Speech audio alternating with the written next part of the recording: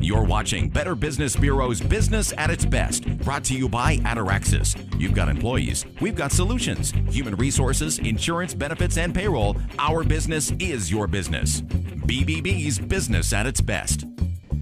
Get out of your rut. Welcome to Business at its Best. Have you ever talked to someone who had so much enthusiasm for their work or their company that they could hardly contain it? I know it's rare, but those people do exist, and they are with companies that are building trust and finding success like no others. Our focus on Business at its Best for the love of business. How you can tap into that passion for a brand or service. First, you have to clear the path and remove the obstacles to get you to that place where you truly love what you're doing and where you're at. We're going to help you get out of that rut. Then part of doing what you love may mean some big, bold steps. See how an Idaho company takes a passion for recreation to a new level, and the story of one man who left a good job to follow his dream of starting a business. It's all based on pedal power. Business at its Best is possible because of our media partners. We're on great stations, including Eastern Idaho's local News 8's Now channel and Southern and Western Idaho's KTVB, Idaho's very own 24/7.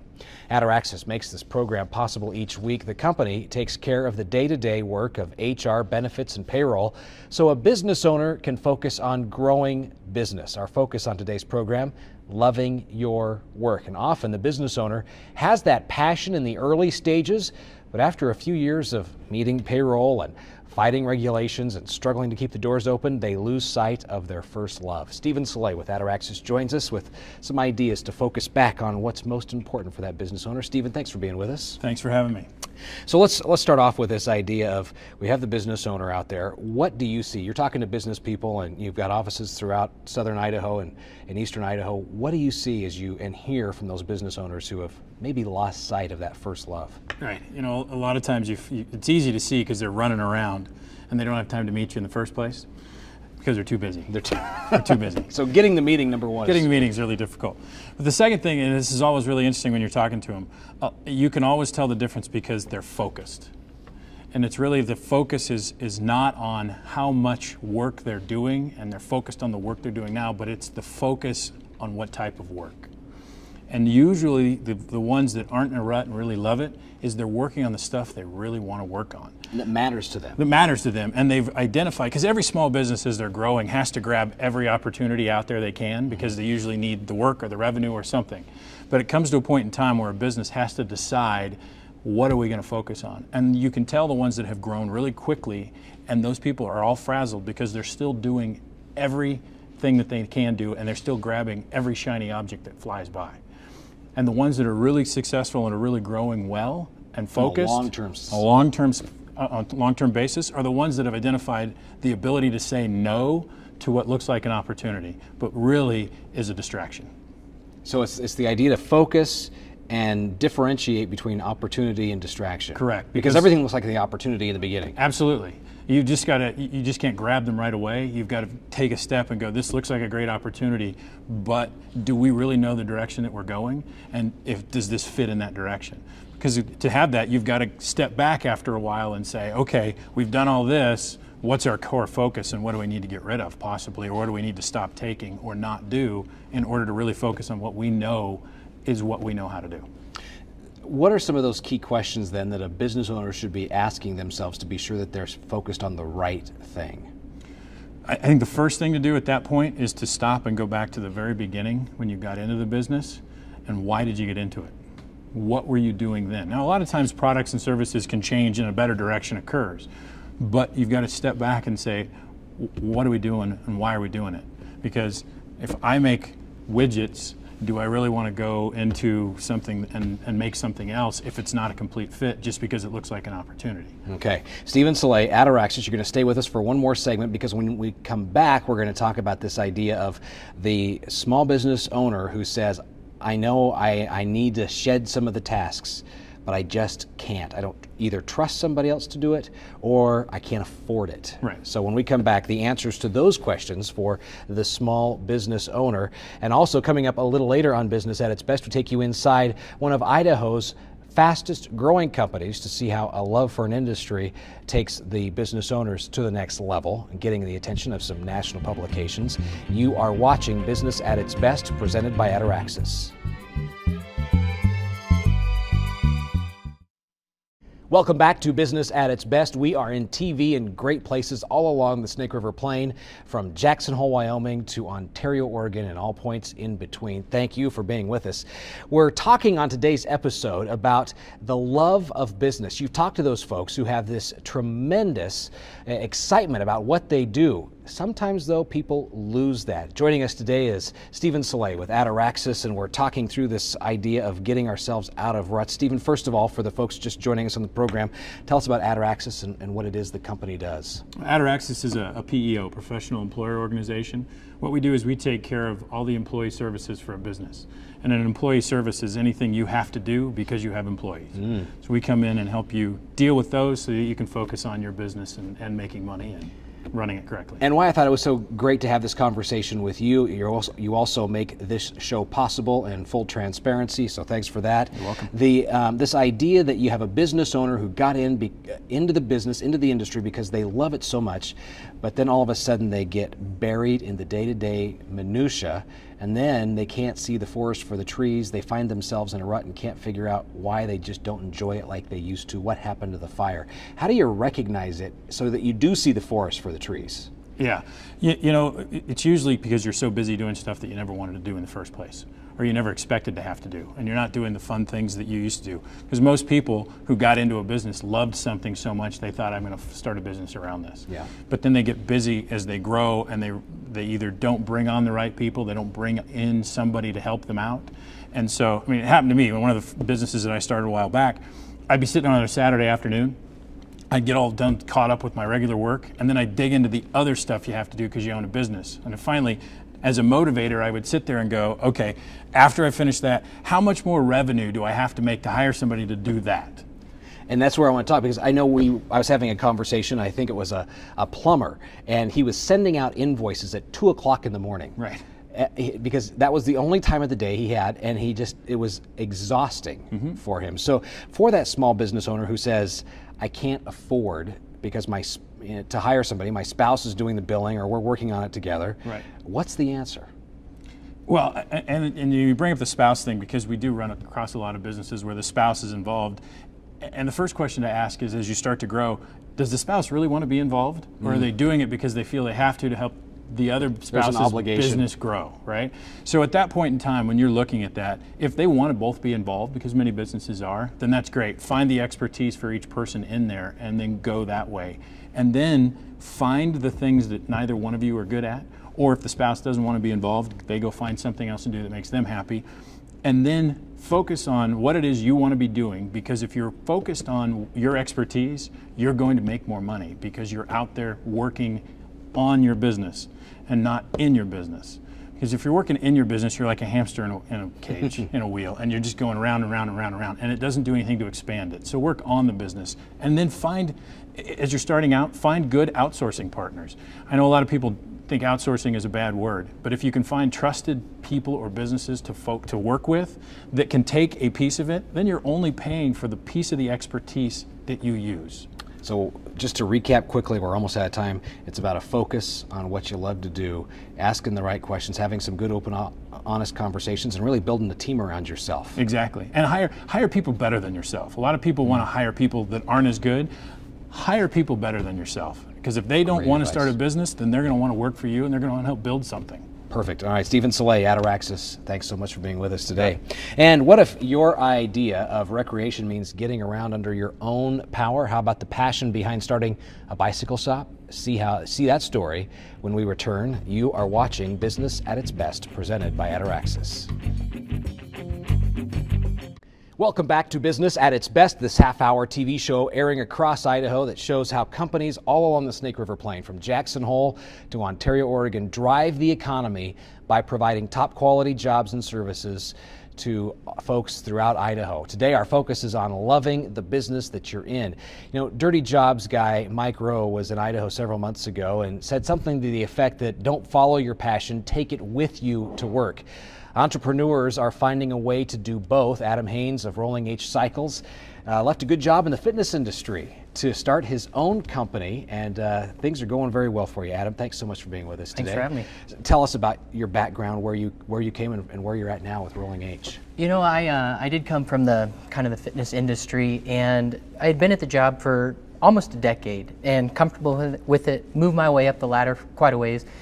But I got to that point where I had lost that passion. I hadn't had the excitement anymore. And referring back to what Mike said, I couldn't agree anymore. You have to bring that passion to your work. Don't leave it at home. Don't have it kind of move away from you, but taking it with work was important, and that's what I've done. I have such a passion for cycling, whether it's recreational or competitive or just commuting back and forth.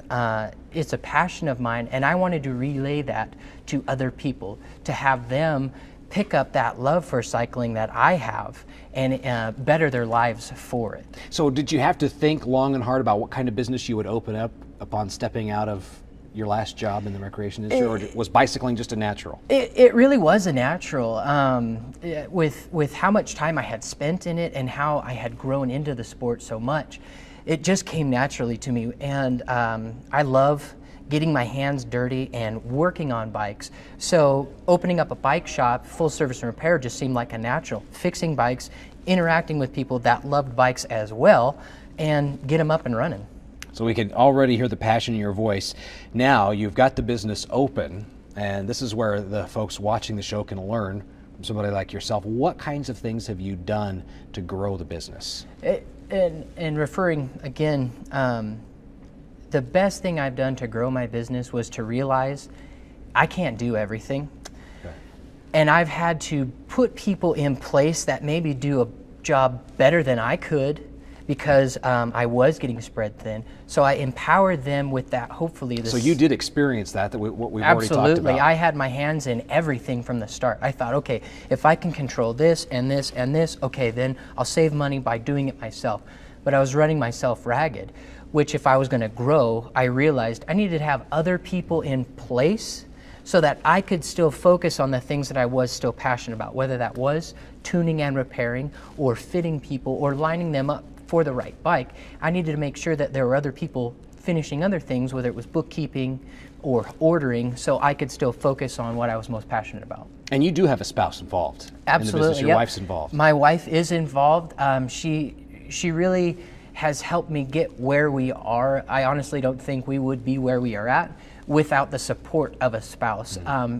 I'm required to work essentially long hours, and yeah, coming home with work, because it is our business, is a natural thing. So to have that support to understand it is a valuable asset. So what's the biggest lesson that you've learned through this process? Because you've been open for about 2 years? Not even a year. Not even a year. We okay. opened March 1st of this year. Wow. So about 6 months. And the best lesson I would still have to say, coming from a book I read called The E-Myth, mm-hmm. about letting some of the other duties go and bringing in people that can do that job sufficient to my standard or even above that standard is very important. Empowering people that can do the job a little bit better than you and staying focused on your passion and not getting burnt out. So what's next for the business?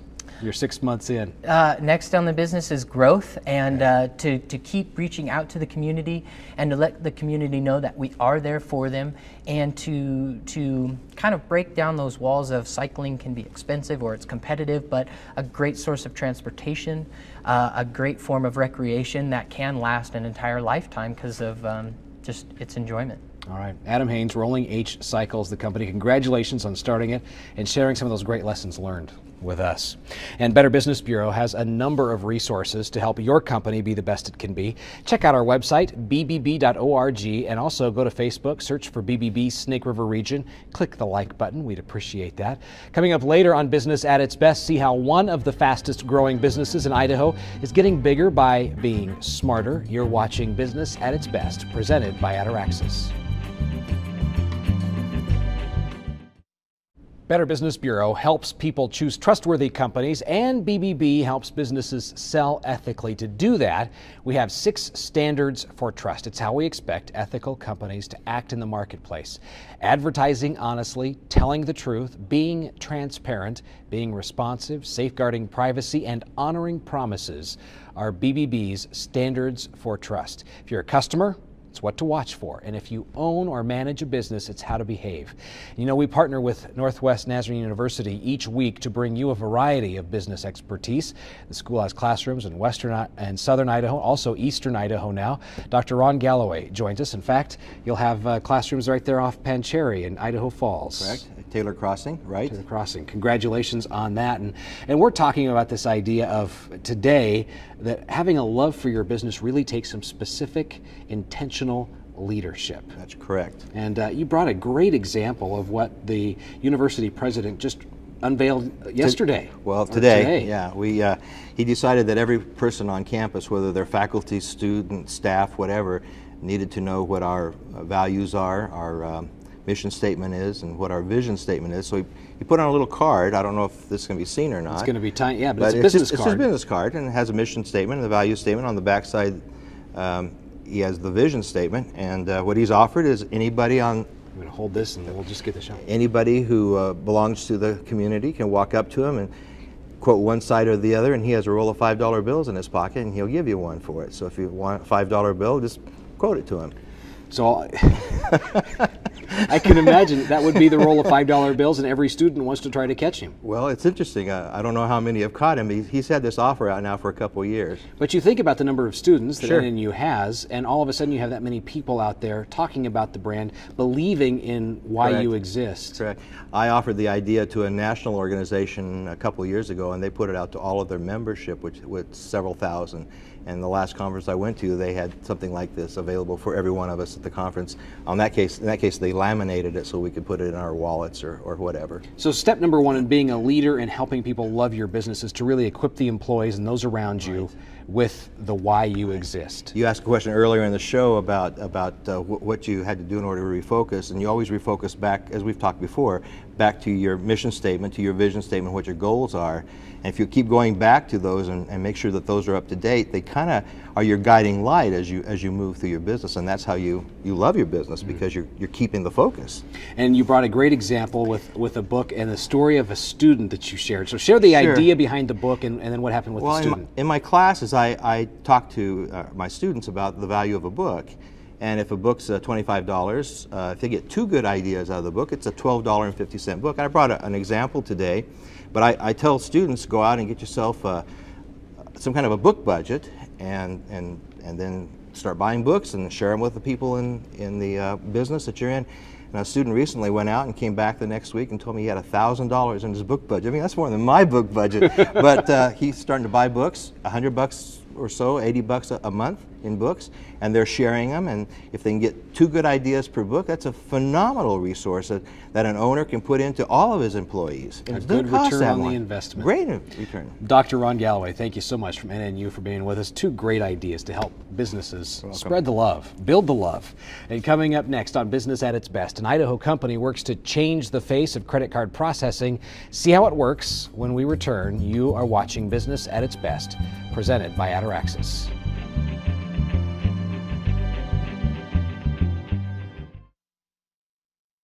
Welcome back to Business at its Best. We're spending this time showing you how people in Idaho are working to make their dreams come true by being in a business or industry they love. 2 guys working in the credit card processing industry decided there must be a better way.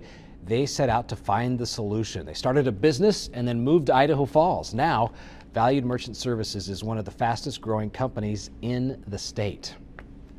All right, so Valued Merchant Services kind of spawned out of necessity, like most businesses. You know, Chris, my business partner, and I, Chris Del Grande, we went through the process of becoming our own processing company, which requires that you get a sponsorship.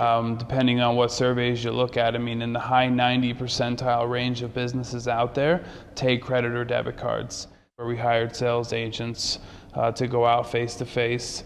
And we chose that model as opposed to telemarketing. There's a lot of processing companies that have 50 people in a room and they just go through the yellow pages. We wanted to do the face-to-face strategy. We wanted to be able to look every one of our merchants in the eye, shake their hand, and give them that promise that, you know, what we tell you you're going to pay today is the same thing that you're going to be paying 6 months.